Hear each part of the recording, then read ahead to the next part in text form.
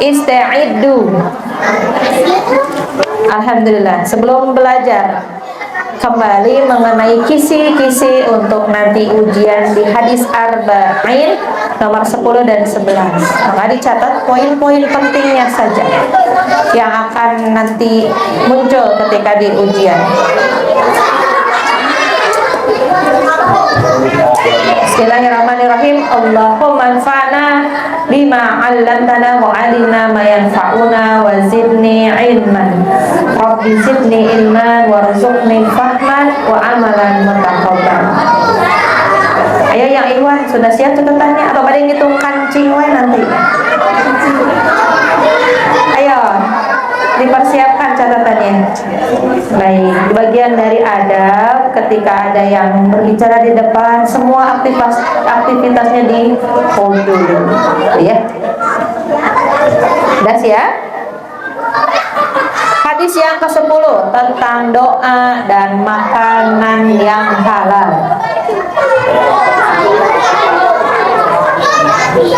Dari Abu Hurairah radhiyallahu anha, ia berkata, Rasulullah sallallahu alaihi wasallam bersabda, sesungguhnya Allah itu baik. Innallaha thayyib. Innallaha thayyibun la yaqbalu illa thayyiban. Tidak menerima kecuali yang baik. Nah, ini hadis yang ke-10 tentang makan, ya. Kemudian wa innallaha amarul mu'minina bima amara bihil mursalin. Sesungguhnya Allah memerintahkan orang-orang beriman dengan apa yang telah diperintahkannya kepada para rasul Allah. Kemudian faqala Allah Ta'ala, ya ayyuhalladzina ya ayyuhar rasul qulu minat thayyibati wa a'malu shalihah. Ada di Quran surat Al-Mu'minun.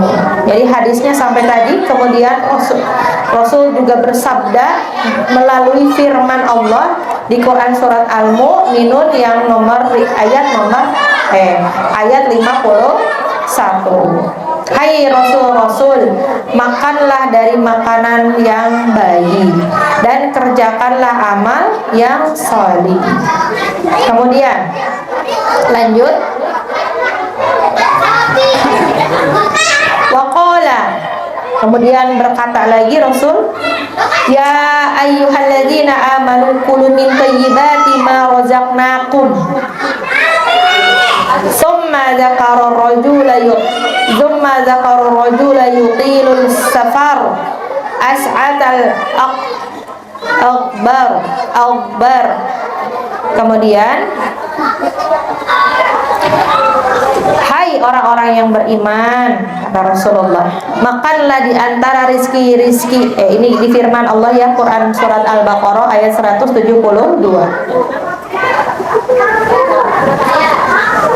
Hai orang-orang yang beriman, makanlah di antara rizki yang baik yang kami berikan kepadamu. Kemudian beliau menyebutkan seseorang yang melakukan perjalanan yang panjang, berambut acak-acakan dan warna kulitnya berubah. Ia mengangkat kedua tangannya ke langit seraya berdoa, wahai Rabb, wahai Rabb. Sementara kata Rasulullah, makanannya haram, minumannya haram, pakaiannya haram, dan diberi makan dengan sesuatu yang haram, maka bagaimana mungkin doanya dikabulkan? Itu hadisnya. Hadisnya tuh tentang makanan yang baik dan Allah tidak menerima kecuali yang baik. Kemudian penjelasannya dengan Quran surat Al-Mu'minun ayat 1, kemudian dengan Al-Baqarah ayat 172. Ditutup lagi dengan sebuah hadis tentang seseorang yang sedang bersafar. Bagaimana Allah bisa mengabulkan doanya? Kata Rasulullah, sementara apa yang dia makan haram, yang dia pakai haram, dan diberi makan dari sesuatu yang haram, kemudian dia berdoa, wahai Rabb, wahai Rabb. dan Allah tidak mengabulkan doanya karena sesuatu yang dia makan itu haram. Apa faidahnya? Nah, ini yang paling penting namanya faidah dari hadis yang tadi. Pertama, ini kisi-kisinya. Allah itu disifati dengan sifat thayyib. Allah disifati dengan sifat thayyib, yaitu baik. Baik dari zat, sifat maupun perbuatannya. Allah tidak menerima kecuali yang baik. Contoh, nih, mau sedekah tapi dari hasil mencuri, kira-kira diterima tidak, Bu? Tidak, ya. Jadi Allah hanya akan menerima yang baik dari untuk sesuatu yang baik dari hal yang baik juga. Karena sifat Allah ini thayyib. Yang kedua, Allah itu suci dari segala kekurangan. Ini faidah dari hadis yang tadi. Faidah ketiganya, amal itu ternyata ada yang diterima dan ada yang tidak diterima.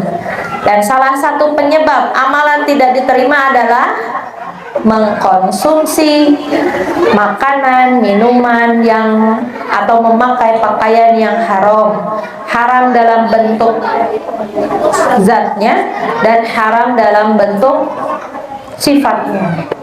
Sifatnya sini adalah didapatkannya seperti apa, didapatkannya seperti apa. Kemudian yang keempat, Allah memerintahkan para hambanya dan dari para rasul dan umatnya agar makan dari yang baik dan bersyukur kepada Allah. Tadi di Quran surat apa tadi teh? Al-Baqarah 172. Dan Allah berfirman, ya ayyuhalladzina amanu kulu min thayyibati ma razaqnakum. Nah, dari sana disuruh makanan yang halal dan bersyukur bahwa rezeki itu dari Allah.